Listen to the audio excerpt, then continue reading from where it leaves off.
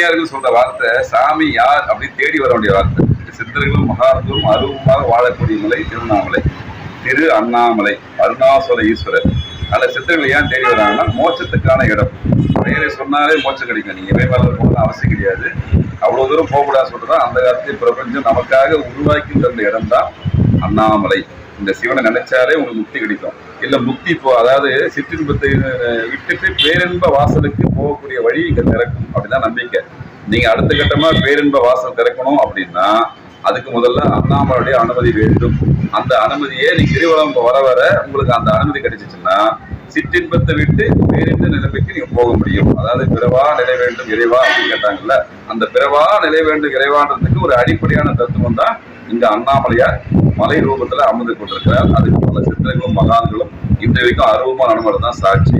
இது ஒவ்வொருத்தரும் தனிப்பட்ட உணர்வுபூர்வமான சம்பந்தப்பட்ட விஷயம். அவங்கவுங்க அனுபவத்தில் கிரிவலம் வரும்போது நிச்சயமாக அதை உணர முடியும்.